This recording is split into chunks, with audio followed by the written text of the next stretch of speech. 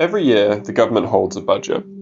This is an opportunity for the Chancellor to set the government's plans for taxes and spending.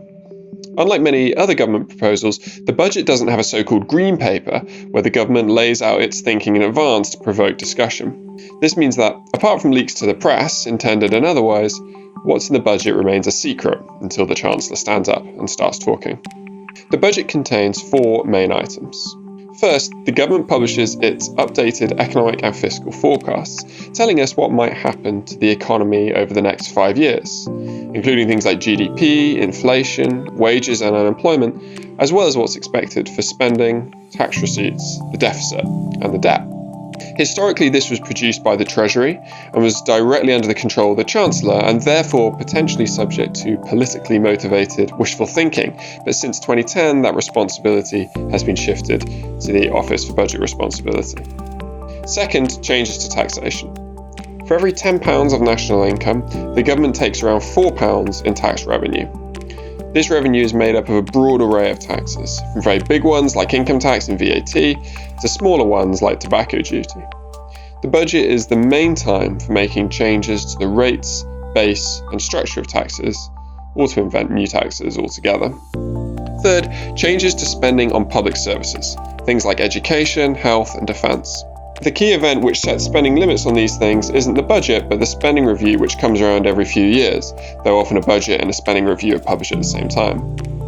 Even though the spending review sets the big picture direction of spending on public services, often chancellors change those plans at budgets, adding a bit more to struggling services, or taking a bit off to save money if tax receipts have come in less than expected. Fourth, changes to social security. Outside of public services, social security is the major item of government spending, making up about a quarter of government spending and including the state pension, disability benefits, and universal credit. At budgets, chancellors change the rates for these payments as well as their rules, widening or narrowing eligibility. Sometimes the government also announces new regulations at a budget, even if they aren't directly linked to tax or spending. Recent budgets have included the introduction of the national living wage, changes to social housing rents, and tighter gambling restrictions. The choices the government makes at the budget are important. They directly affect our incomes, the wider economy, the amount spent on public services, and the government's finances. Being in the midst of the COVID pandemic, this budget will be a bit different to those of years past. The forecasts are even more uncertain than normal, and it probably makes even more sense than usual to think of the tax and spending plans as being written in pencil rather than pen.